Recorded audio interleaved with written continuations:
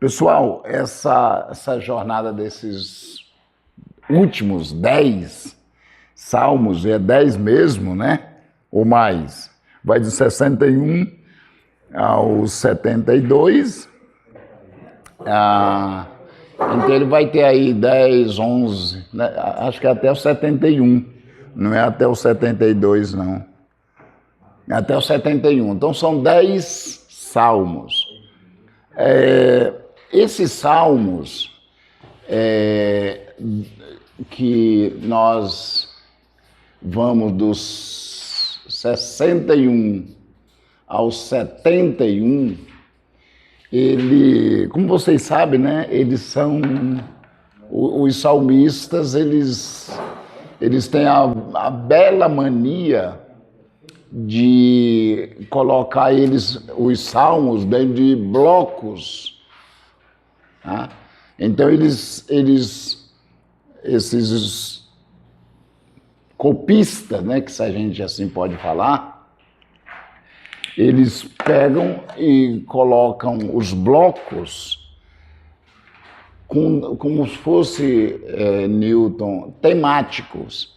Então eles elaboraram bem organizadinho, de modo que eles pegam uma sequência de situação e jogam todos os salmos dentro dessa sequência. Aí o nosso assunto aqui seria tempos de incertezas, ok? Agora, o que efetivamente a gente está vendo nesse salmo de tempo de incertezas não quer dizer, Edmar, que o salmista está com incerteza. São os tempos que é de incerteza. O salmista está jogado aqui dentro desse tempo, mas não quer dizer que ele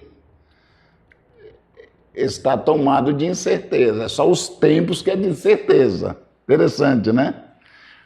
E aí nós vamos ver que é exatamente o oposto, que esse salmista inserido nesses tempos de incertezas, eles têm certeza. Então o certo deveria ser tempos de certezas, né? Mas não é. A análise tem que ser em cima dos tempos. Ok? E a primeira coisa que a gente o primeiro salmo, que é o 61, ok? Qual que é o conceito aí, tá? Se vocês me acompanharem aí. O Salmo 61 tem uma situação, aliás, o 61 e o 62, que é, Advanil, aquela hora que Absalão tomou conta de Jerusalém e Davi agora está afastado do trono. Então, os tempos de incerteza, ele está vulnerável. Foi de 61 a 71, 61. Mas não é todos esses salmos, porque tem o 55, que já passamos, tem o 3, tem o 4. É que o salmista, ele pega uma situação, o copista, né? Ele pega uma situação, ele faz vários salmos, ele vai colocando eles conforme o que eles achavam que era a circunstância. Por exemplo, profunda angústia. Então tinha hora que Davi estava passando aquele momento de fuga de Absalão que ele estava com angústia. Tinha outra hora que não. Então os caras que elaboraram a organização dos salmos, eles decidiram onde ia colocar. Organizar, tá? Então, ok. Aqui que se refere à fuga de Davi quanto a Absalão, só o 61, 62, vai mais uns 2 ali, já não é mais a mesma realidade. Ok. Então, eu queria que vocês observassem aí que este Salmo 61, ele vem, a primeira coisa que ele vem, que ele traz, que ele aponta, né, é o que a gente chama de lamento. Ok? Agora, olha o que diz aí o versículo. Quem poderia ver para nós aí o versículo 1 e o 2? Olha como é que ele expõe essa questão do lamento. Ouve o meu clamor, ó Deus, atenta para a minha oração. Desde os confins da terra eu clamo a ti com o coração abatido. Exatamente. Então ele fala duas coisas, presta atenção. Quando ele fala do lamento, ele vai falar duas coisas. Ele vai falar do coração abatido, ok? E o coração abatido para ele é aquela figura, não sei se vocês já viram, daquela galinha que a mãe vai lá no sítio, vai matar, e aí tem vários modos de matar a galinha. Um deles é... E ela fica se debatendo assim. Quando ela para, significa que está abatida. Então, essa mesma figura que Davi está usando. Eu estou arriado.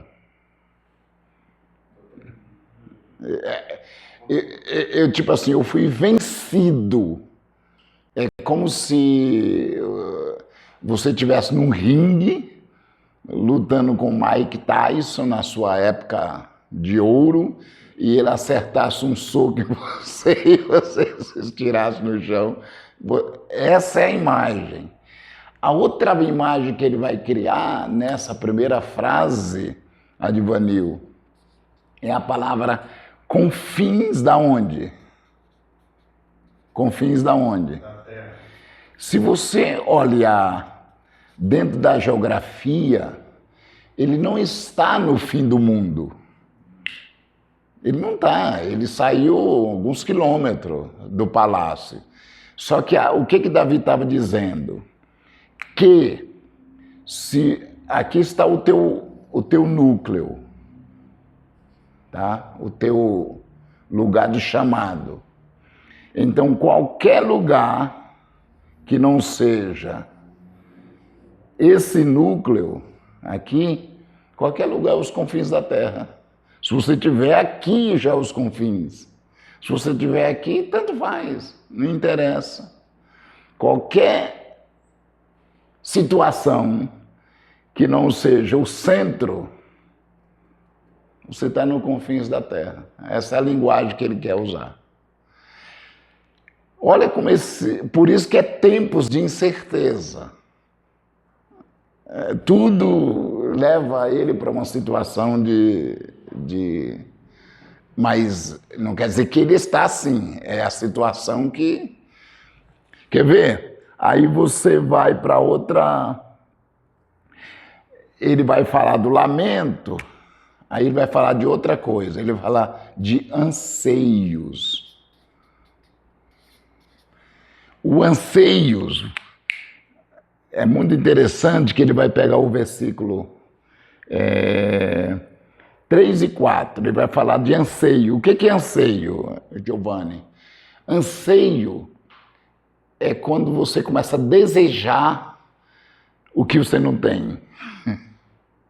Ansiar, por exemplo, eu acho que você já viveram esse momento de estar num hospital e desejar, sonhar com um momento fora do hospital.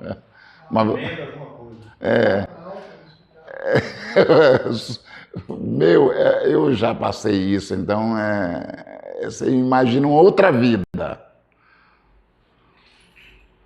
Você imagina outra vida. A sua é de hospital ali, você está lascado e dali talvez não tenha nem salvação, mas você começa a imaginar. É isso que ele vai fazer. Olha as imagens que ele usa. Lê aí para nós. 3 e o 4. 3 e o 4, por gentileza. Tu tens sido meu refúgio, uma torre forte. forte contra o inimigo. Para sempre anseio habitar na sua tenda e refugiar-me no teu abrigo, nas tuas asas. Então ele usa três figuras. Vamos lá? Ele usa torre o quê? Torre forte. Depois ele usa a palavra tabernáculo.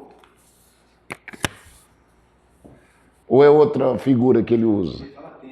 Tenda. Eu vou usar a palavra tabernáculo, mas... A minha também, que é uma tradução grega. E a outra, asas. Mas a tradução mais provável é tenda. Você entendeu? Agora presta atenção. Torre forte é um lugar dentro da cidade, que é o lugar mais seguro, onde ficava o atalaia. Só que Davi, ele está solto no meio do nada, no meio do esmo, né? Que ele está abandonado, ele tá em fuga. Então ele não está dentro da cidade, no lugar mais forte. Ele não tem isso, ele está só desejando. Tabernáculo, ou tenda, é dentro de Jerusalém e dentro do templo. Ele está distante. Abrigo nas asas, ele usa a figura de Deus aqui como se fosse uma espécie de pássaro grande, né, que cobra, que protege. É tudo que ele não tem, ele está só desejando. Se você lê esse salmo dizendo que Davi está experimentando isso, é exatamente isso que ele não tem, ele está só desejando. Pegaram o raciocínio? Então ele tem o lamento e tem o desejo. Ele está fugindo de Absalão, ele está solto no meio do mato, abatido, né? Ok? Só que aí ele tem o versículo 5. E o versículo 5, ele tem um olhar para onde? Para o futuro. E o que diz o versículo 5? Pois ouvistes, ó Deus, os meus votos, e me deste a herança dos que temem o teu nome. Quer dizer, se a gente lê um texto desse e pensa que Davi está olhando para o passado, ele não está olhando para o passado, ele está reivindicando, ele diz, olha, em outra situação eu fiz voto e você atendeu. Ele está afirmando isso. Mas, na verdade, ele não está olhando para o passado e nem para o presente. Ele diz assim, como é que será o amanhã? Em outras palavras, já que o meu passado foi de eu fazer voto e o Senhor atentar, então eu estou prestes a fazer votos para você atentar. Então o olhar dele está para o futuro, nesse versículo 5. E o reforço disso vem exatamente no versículo 6, 7 e 8, especialmente o versículo 8. Quer ver? Lê aí o versículo 8, que dá uma reforçada sobre essa questão do futuro. Assim salmodiarei o teu nome para sempre, para cumprir dia após dia os meus votos. Você entendeu? Então ele está dizendo assim, ó, seria mais ou menos assim, Giovanni, vamos fazer um trato? Já que eu estou abatido, lascado da vida, já perdi tudo mesmo, tá? Você sabe, eu estou lamentando a dor, você entendeu? Eu estou nos confins da terra, a minha vida não tem saída. O que eu olho para o meu coração, só vejo desejos, sonhos, quase irrealizáveis, porque ele poderia nunca mais voltar para Jerusalém. Ele diz, vamos fazer o seguinte, vamos pensar no meu futuro. Ó, versículo 5. eu já fiz voto, você me ouviu. Eu quero continuar te servindo. Por isso eu vou fazer novos votos. Você entendeu?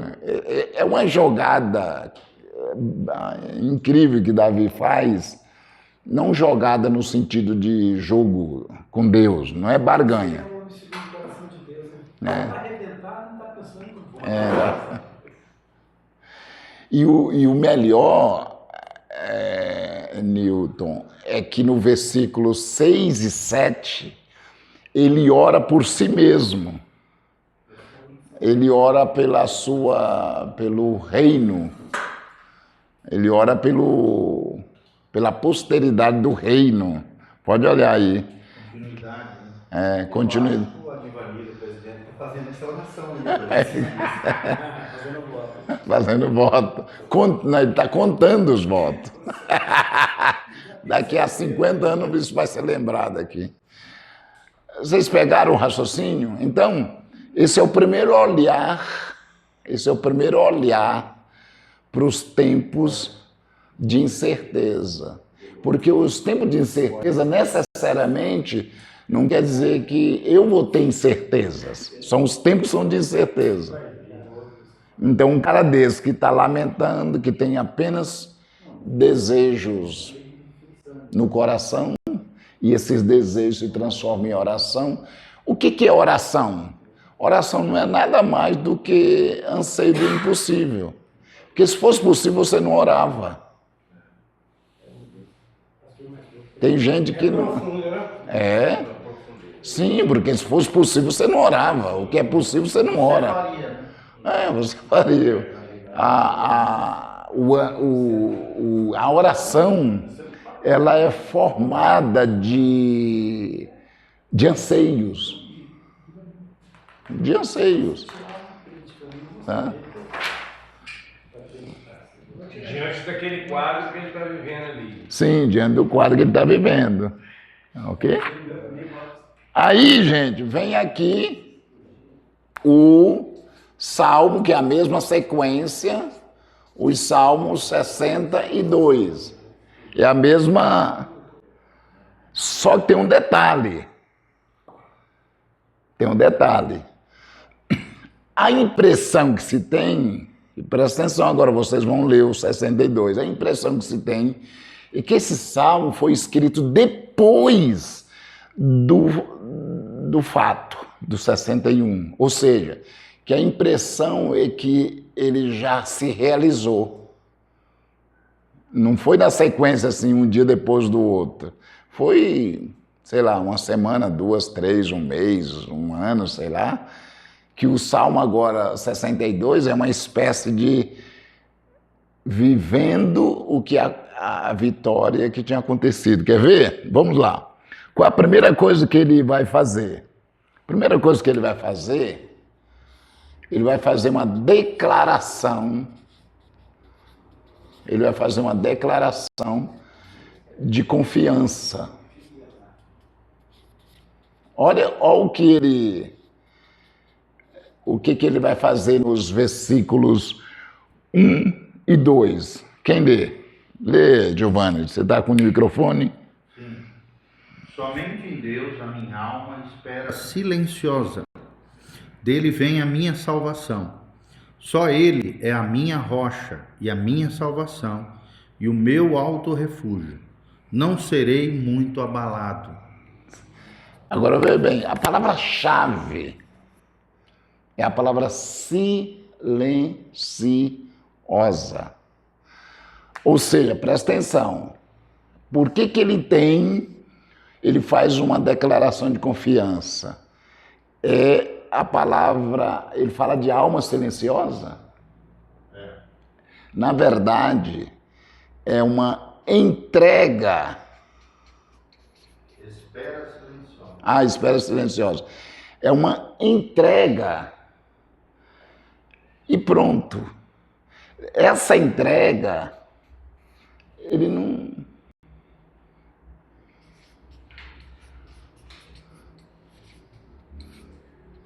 Silêncio. Não fica reivindicando, não fica contando para todo mundo, não fica... No final tem uma convicção, né? Declara... Vem a minha salvação. Tá. Mas aí, o que os especialistas dizem, Giovanni, é que ele já está calçado no fato. Quando ele fala isso, é porque o 61 já se cumpriu, aqueles anseios todos. Por isso que os especialistas dizem que o Salmo 62 vem depois do 61, para dizer que essa oração dele é uma oração baseada em fato. E não é mais de busca, é de... Fé experimentar. Isso, eu gostei. Por isso que a palavra silêncio, sabe aquela ideia do descanso? As pessoas dizem assim, descansa em Deus. Gente, no Salmo 61 não tem como descansar. Porque você não pode descansar quando a fervura... Você descansa quando as coisas estão acontecendo, os resultados estão ali, aí você tem confiança. Vamos pensar humanamente falando, né? Humanamente falando, você está lá com a corda no pescoço, vai descansar, que legal. Então, o salmista, ele é realista. Ele vai dizer assim, que você faz uma declaração de confiança, porque essa declaração de confiança é uma entrega silenciosa, mas é uma entrega silenciosa com base na... que alguém está financiando você. Eu já tenho certeza, essa viagem eu vou conseguir os R$500. Aí eu descanso. Enquanto os R$500 não chegar, eu não tenho descanso. Entendeu, Nilton? Sabe por quê? Porque o conceito de fé não é subjetivo. Você entendeu? Tem na mentalidade hebraica, é uma fé experimental. Exatamente, ela é objetiva. Ela está baseada em alguém que prometeu e que não falha. Você pode não ter aqui os R$500, mas alguém já prometeu, e esse alguém que prometeu, que é o Newton, ele nunca falhou. Então eu não estou focado nos R$500, eu estou focado no Newton. Pegou o raciocínio? Então, ele não tinha o problema resolvido, mas o Deus que não falha, falou para ele que ia fazer. Pronto, ele faz uma declaração de confiança. Tá bem? Não tá, mas quem prometeu diz que... Mas está chegando na nossa barba para Eu sábado que o vento descobriu os tempos meu lá, eu fiquei igual o Davi no Salmo 61. Orando e confiando. Alguém vai ligar e vai falar, ó, manda a chave Pix. A bênção chegou. Hoje ninguém. Deus não manda. Vai lá para Santa Maria, só vê Pix para eu mandar a coisa para lá. E é tão interessante, por quê? Porque quando ele vai para os versículos 3 e 4, ele vai abrir um leque aqui.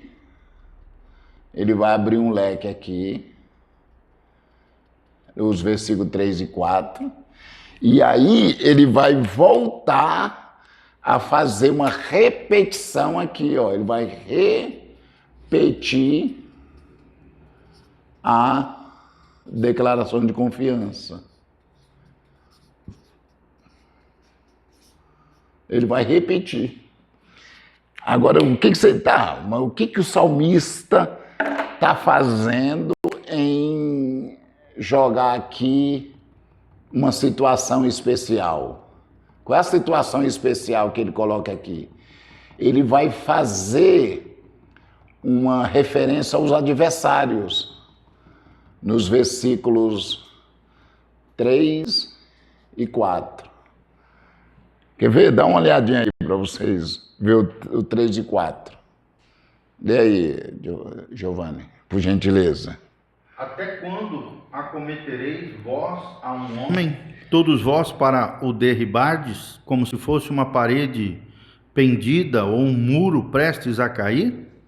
Só pensam em derribá-lo de sua dignidade, na mentira se comprazem, de boca bendizem, porém no interior maldizem. Ele está fazendo uma descrição de Absalão, que está usando de jogo sujo para derrubar ele. Eu usou, fazendo a cabeça de Aitofel para mentir para o povo. E então, o que Davi está fazendo? Ele está usando esses versículos para falar dos adversários. Você entendeu? Ele abre um leque para dizer isso. Ele diz... que trai... Você entende por que ele ficou com raiva de Davi. Então aqui são os adversários. Ele vai falar sobre os adversários. Só que quando ele chega lá na frente, observa aí, no versículo 5 a 7, ele repete a declaração de confiança dele. Então ele vai repetir, ele está seguro na declaração de confiança. E dá uma olhadinha aí, o que ele diz no versículo 5, 6 e 7, só para a gente... Somente em Deus, ó minha alma, espera silenciosa, porque dele vem a minha esperança. Só ele é a minha rocha e a minha salvação, e o meu alto refúgio. Não serei jamais abalado. De Deus depende a minha salvação e a minha glória. Estão em Deus a minha forte rocha e o meu refúgio. Você entendeu? Então o que ele está dizendo é assim, idem, ó, idem, aqui, idem, ele diz, o que vocês fazem ou deixam de fazer, já fizeram, não muda nada. Quem é Deus? Você entendeu? Não muda nada. Eu continuo nessa entrega, que o negócio é dele, não é meu. Tá? Idem. Idem. Pode olhar, ver que ele usa a mesma expressão. Silenciosa, não usa? É silenciosa. Ele diz, vocês podem fazer o barulho que quiser. Mas o que eu falei no versículo 1 e 2 é o que eu estou falando no versículo 5, 6 e 7.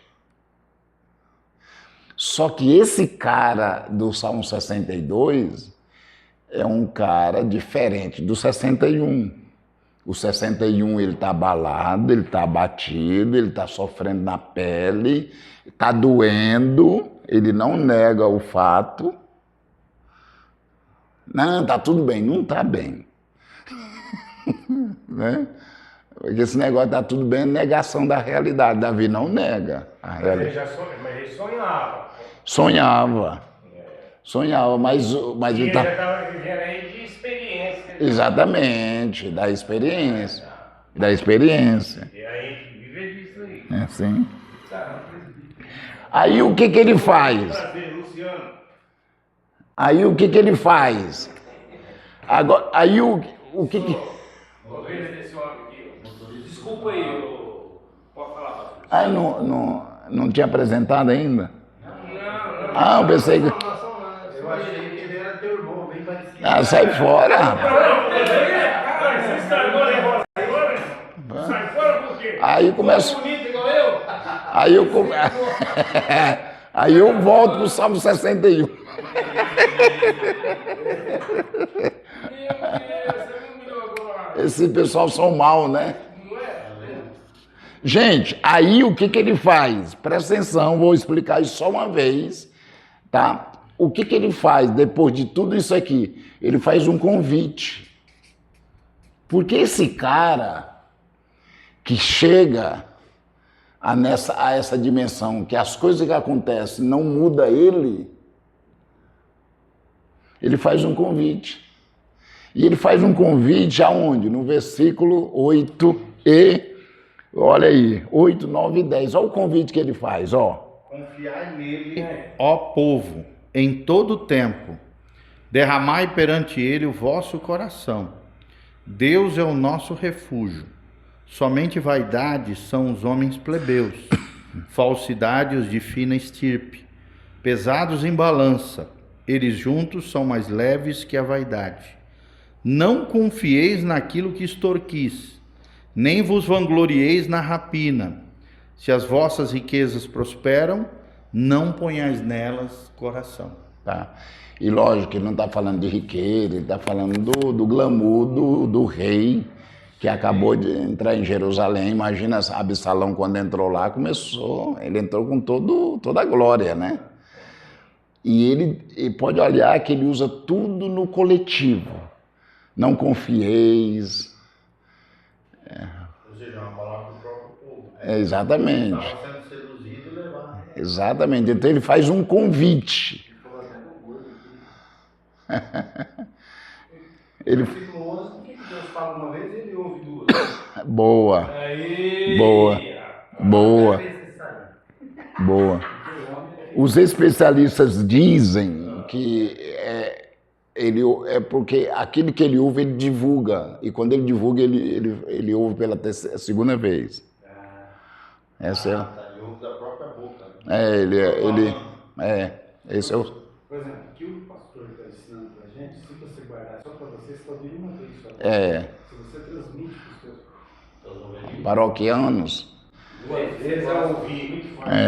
Do jeito que o Nilton gosta de pegar o sermão dos outros e melhorar, então ele... Não, nem melhora. Nem Pegou até uma figurinha do tubarão e botou na ilha. Nem melhora. Nem melhora. Pegou lá no Irã. Eu dou uma melhoradinha, uma pioradinha. Então, e aí, o que você está falando é que nessa parte aí, é que você adianta as coisas. Ele faz uma retrospectiva. A retrospectiva é quando ele fala duas vezes retrospectiva. É quando ele fala isso. Ele faz um convite e faz uma retrospectiva. Tá? Aí a retrospectiva vai até o final, que pega o versículo 11 e 12. Quando ele fala duas vezes ouvir, que ele retrospecta, né? Sabe o que é retrospectar?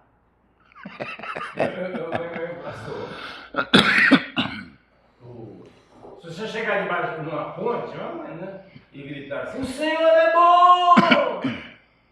Vai repetir de lá, o Senhor é bom, vai dar o eco. Mas o testemunho fala gritar. Você fala uma vez, né? Aí você ouvir, está ouvindo, passa para frente duas vezes a ouvir. A minha fala isso aí que ele falou, você viu? Achei que era... Você entendeu, Advanil? Você acha que o Nil está entendendo? Você acha que o Nil está entendendo?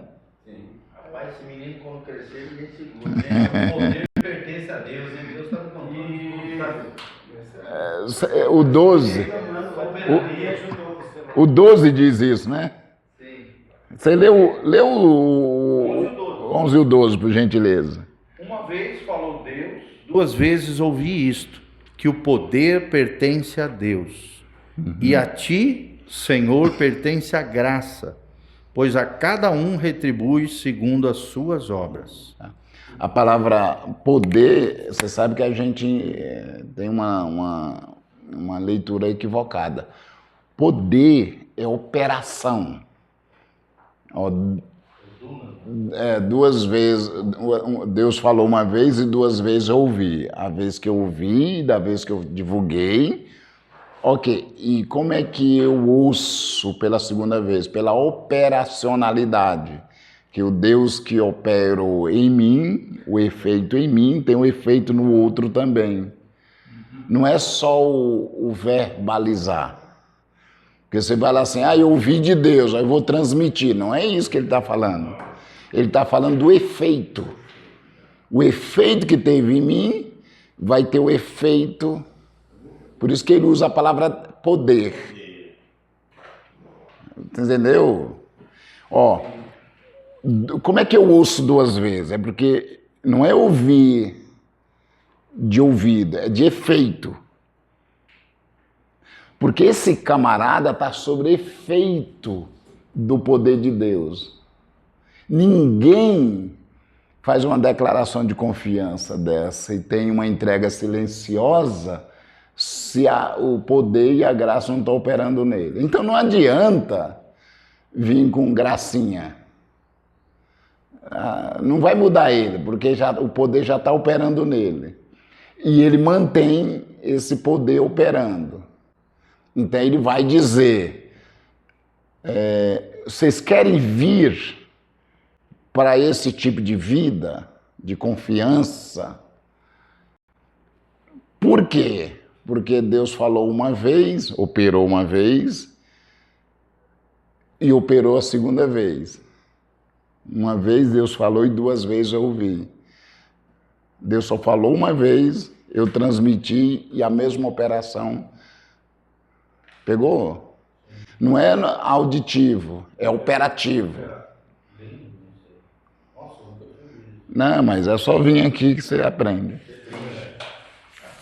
É legal essa cara. Só não fugir da aula, né? Deus falou uma vez e ele ouviu 2 vezes. Mas volta a dizer, não é ouvir no sentido auditivo, é no sentido de operação. E isso acontece... Leva a igreja à proatividade. Sim. A não ter uma escuta passiva. Assim, exatamente. Uma escuta proativa. O Luiz já botou aqui, ó, pregar domingo. Tema. Você está ouvindo 1 ou 2? Aí, o que acontece? Ele... Uns amigos desses não sabem. E aí, gente... E aí ele continua essa saga da fuga, né? De Absalão, que aí o 63 vai trabalhar continuar essa... O homem está voando baixo, né, velho? Já estava no 63. Se eu vou... Sim. Porque aí você tem um olhar do salmo. Ele estava no 61 no deserto, 62 ele estava no palácio, 63 no deserto de novo. Palácio agora. Você não tinha 62 ele já não estava no palácio? Não tinha retornado? Palácio não. Estava na rua. Boa tarde, acorda. Eu perdi essa parte. É o Deus. O Deus só te atrapalha, né, pastor? Ele saiu do palácio. Ele está crendo. O Deus Todo-Poderoso vai levar ele no palácio, mas não está no palácio. Fica ligado, filho. Xingado por amizade. Então, Ele estava fora, sonhou e depois voltou. aí ele entra no Salmo 63 e ele vai colocar aqui um anseio, mas é diferente esse anseio. Agora há pouco era um anseio meio de angústia, anseio de ausência. Aqui não. Ele vai dizer que o anseio dele é por uma realidade que não tem nada a ver com libertação dele, com ganhar R$500, né? Não tem nada a ver com as coisas, tem a ver com ele. Vocês são ruins, né? Ele não quer tirar R$1 do bolso. Isso é Tu não entendeu. O choramingo dele. Aí, olha aí, olha como é que começa o versículo, como é que diz o versículo 1. Lê aí, por gentileza. Ó Deus, tu és o meu Deus forte. Eu te busco ansiosamente, a minha alma tem sede de ti. Meu corpo te almeja como terra árida, exausta, sem água. Agora, você leu só o versículo 1. Presta atenção que o objeto dele agora não é ele. O objeto dele é Deus agora. Assim, né? O foco é Deus. E aí ele diz assim, olha, se eu olho para mim, eu sou uma terra árida comparando com Deus. Eu sou um deserto comparando com Deus. Mas o que ele quer é Deus. Essa é a primeira coisa que ele vai colocar na agenda dele. O anseio por Deus, não é por solução das coisas dele. E muda muito. Quando nós estamos atrás de resolver nossas questões, é uma coisa. Quando nós estamos atrás de Deus só por Ele, independente se as nossas questões são resolvidas ou não, se os R$500 vêm ou não, muda tudo. Você sabe que um dos problemas na nossa teologia, Giovanni, é que tem muito da nossa teologia que é pagã. Toda vez que eu barganho, vamos imaginar, vamos usar um simbolismo nosso bem real. A pessoa que entrega o dízimo. E ele atrela a bênção de Deus ao dízimo. Eu estou dando, Deus vai me abençoar. Isso é paganismo. Porque a atitude de entregar o dízimo é de gratidão. E não de barganha. Então, quando na igreja a gente educa o povo a barganha, aí você não leva o pessoal a ansiar por Deus, ansiar pela... Ele é educado a ansiar pela solução das suas coisas. Eu vou dar para receber. Aí cria uma cultura doentia. Isso, você entendeu? Dízimo, tudo bem, gratidão. Agora, uma oferta com propósito pode ser feita. Jamais for para ver gente.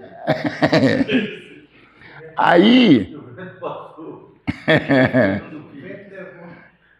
Aí o que ele... Olha, e é interessante... E aí o que ele faz depois dele ansiar por Deus? Ele faz uma coisa que eu acho super interessante. Ele faz o que a gente chama de retrospectiva. O que seria retrospectiva? É aquele olhar para o que já experimentou em outro momento. E Davi é bom nisso. Davi é muito bom nisso. Ele vai falar isso no versículo 2, 3, 4 e 5. Ele vai gastar quase todo o salmo, a metade do salmo só em retrospectiva. Que é aquilo, baseado, eu já vivi isso. Testemunho. Testemunho. Essa palavra aqui, essa é a ideia, né? Testemunho. Você entendeu? E isso tem um valor significativo. Tem um valor significativo. Ok? Você lê pelo menos uns dois versículos aí. Assim eu te contemplo no santuário, para ver a tua força e a tua glória, porque a tua graça é melhor do que a vida, e os meus lábios te louvam. Assim cumpre-me bendizer-te enquanto eu viver. Em teu nome levanto as mãos. Como de banha e de gordura farta-se a minha alma, e com júbilo nos lábios a minha boca te louva. Mais? Não, você leu até o 5. Aí o que acontece? Ele faz todo esse ajuste que Davi faz nos Salmos é interessante, porque ele é bem próprio dele. Ele joga uma situação, aí diz, Deus, mas você já fez isso para mim. Ou ele faz uma oração e diz, eu sei que a coisa pode dar errado, mas o Senhor pode fazer, porque já fez em outra ocasião. Ele vai sempre jogando em cima, jogando a responsabilidade para Deus, que é o certo, ok? E aí, o que ele vai fazer aqui, por último? ele vai fazer uma que a gente chama de declaração de confiança. E isso é bem típico, né? Já vimos no outro, né? Essa declaração de confiança vai até o final, né, do Salmo, né? Que você pega aí o versículo 6 a 11, né? E é interessante, quando ele termina, eu acho a maneira dele terminar muito fabulosa, que é o versículo 11. Aí você diz, não, mas aqui ele está falando de juízo, né, sobre o inimigo. Sim, mas uma declaração do juízo sobre o inimigo, mas ele tem confiança que o Deus justo. E aí está a grande sacada. Deus é justo, ele corta reto. Quem deve, paga, e quem é justo será absolvido. Quer ver? Lê o 11 aí, por gentileza. O rei, porém, se alegra em Deus. Quem por ele jura, gloriar-se-á, pois se tapará a boca dos que proferem mentira. Pronto. Pode ver que ele joga dos dois lados. Ele joga de um lado que o justo, que ele será beneficiado, e o mentiroso. No versículo 9 ele está bem nervoso aqui. Bom, mas aqueles que procuram a minha alma para destruir irão para as profundezas. Se fosse na minha linguagem, para os quintos. Do quinto do inferno.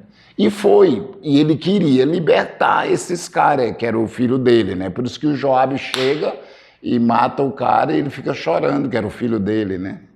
E leva uma bronca no Joabe. Mas aí por causa desse coração dele.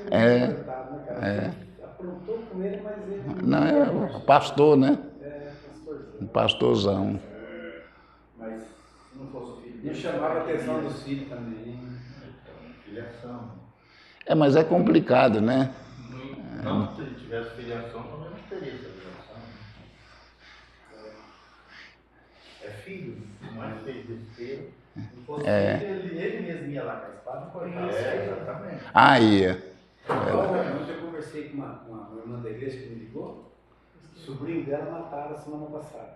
Mas é um bandidão, cara. Eu perguntei para o irmão, como é que foi? Mataram em Morão? Aí foi.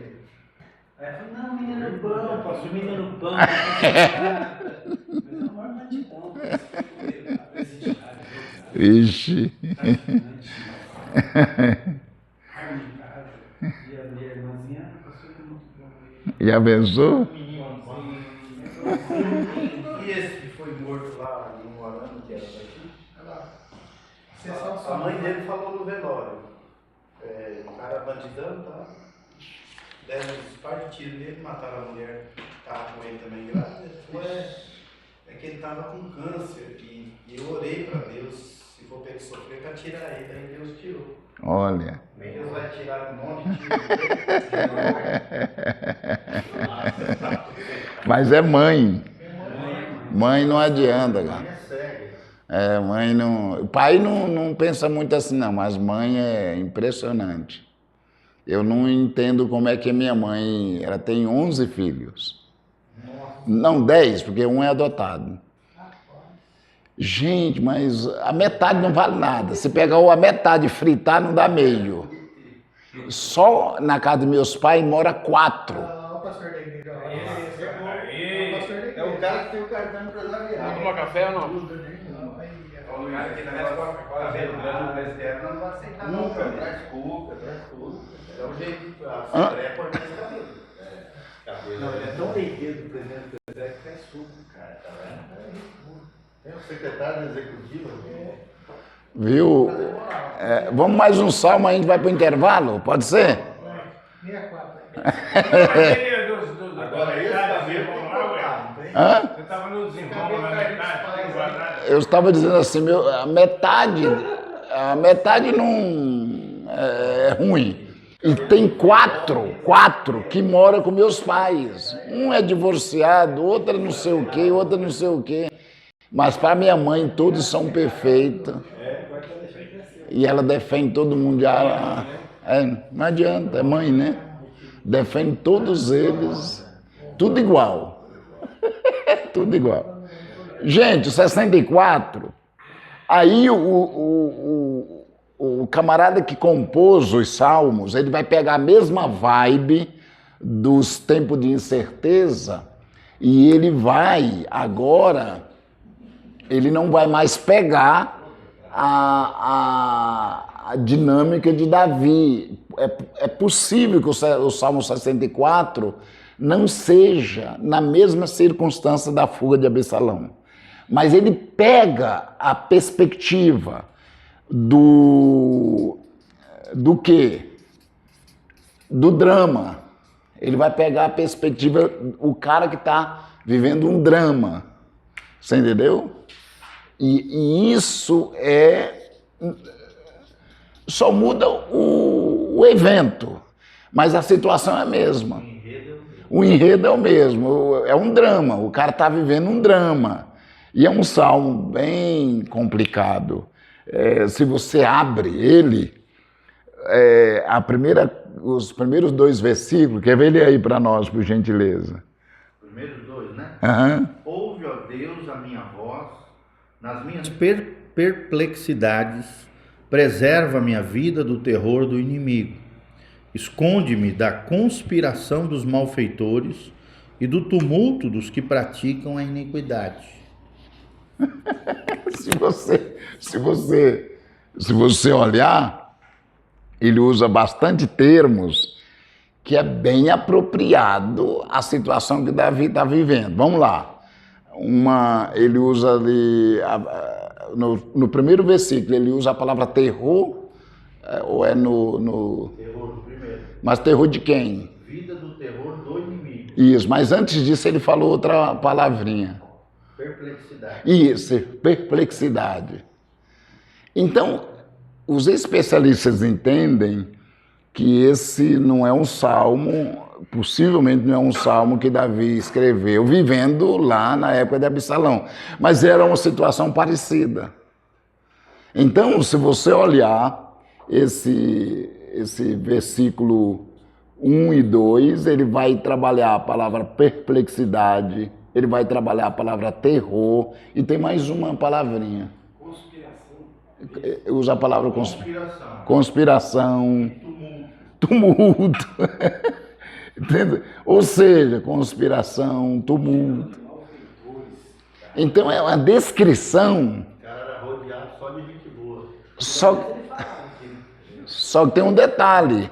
Ele ainda não está descrevendo a realidade, ele está descrevendo só as pessoas. Agora, veja que ele vai aqui descrever a realidade. O versículo 3 a 4, não, 3 a 5, 3 a 6, ele vai descrever a realidade, aí sim.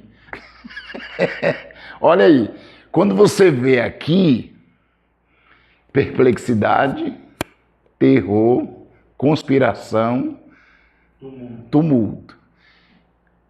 Aí você diz, poxa, não, lê que você vê. Agora que ele vai fazer uma descrição mesmo Os pais afiam a língua como espada e apontam quais flechas palavras amargas, para as ocultas atingirem o íntegro. Contra ele disparam repentinamente e não temem. Teimam no mau propósito, falam secretamente armar ciladas e dizem, quem nos verá?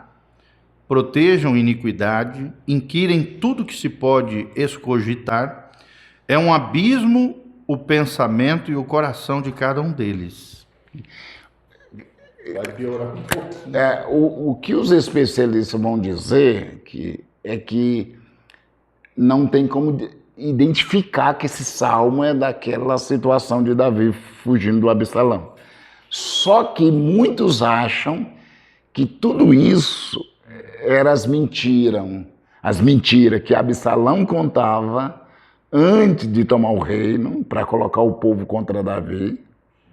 E depois o Aitofel traiu Davi, e aí eles criaram Exatamente. E fizeram uma narrativa, criaram uma narrativa.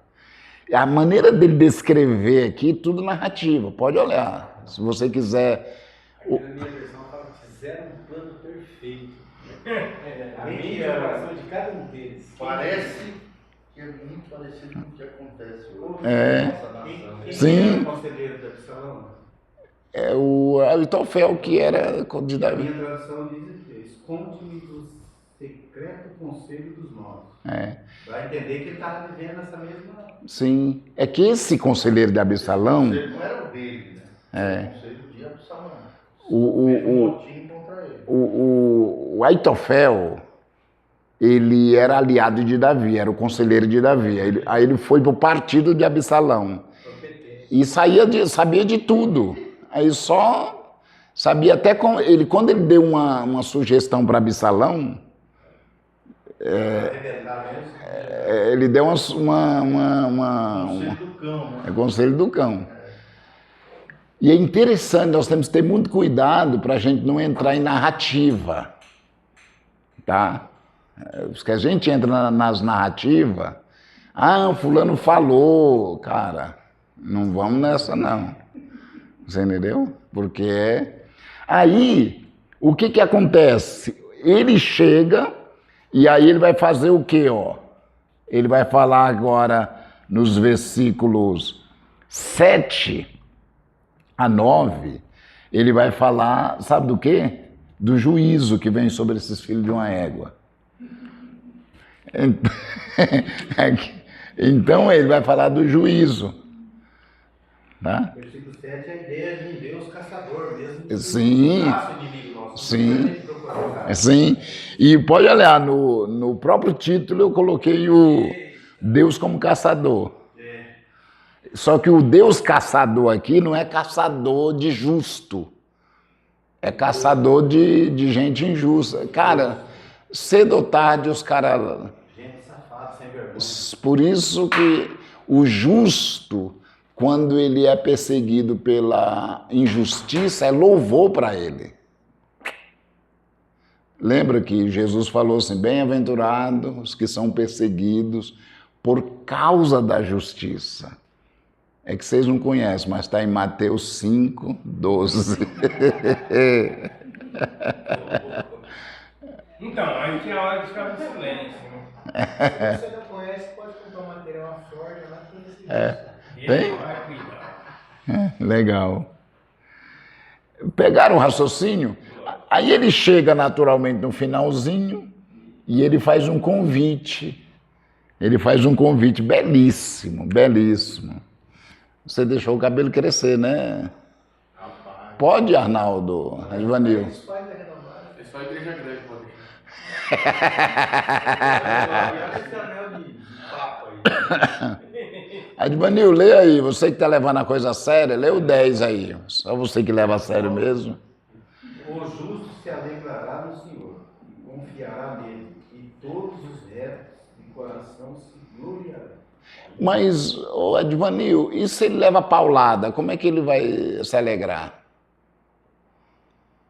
É porque quando ele é perseguido por causa da justiça, é motivo de louvor para ele. É ruim quando você é perseguido, você é caçado por injustiça. Aí quando é por causa de justiça, não tem problema, você tem que celebrar.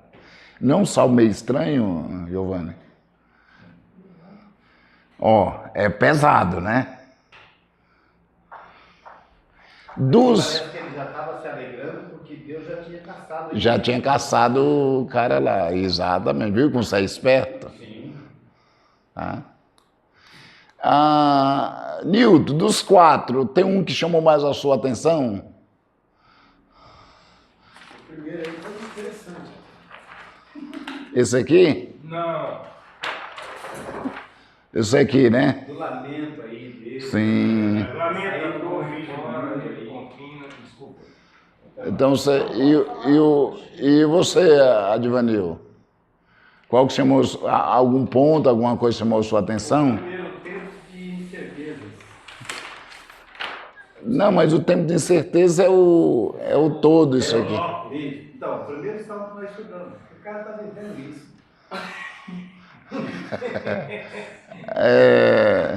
Nós estamos vivendo tempo de incerteza política. Entendeu? Você acha que o... O Lula vai perder. Tá falando do Lula. E você, Edmar, tem algum ponto aí? Fora as gracinhas do Advanil, tem algum assim? Eu gostei do 62, acho que é o melhor. Ah, tá. Só para contradizer ele. Eu também, no 62 é legal, por causa do... Isso aqui aqui não é um ovo não, aqui é um... Eu achei que era uma jaca. Você chama de marimbondo. 63. 63. Ah, legal. Não sei. O primeiro e esse segundo aí, todos eles, na verdade. Mas o primeiro e o segundo chamou muita gente. Entendi. Tremendamente. 65 que era Não vou perguntar nada não. Que hora é agora? E eu vi uma vez e 3 vezes. Não, tá na hora do recreio. Deus falou uma vez, 2 vezes eu Aí. Isso é bom. Vamos lá pro intervalo. Esse menino tá na escola, hein? Pergunta pro Luiz, você sabe? Você sabe, Luiz, por que o Salmo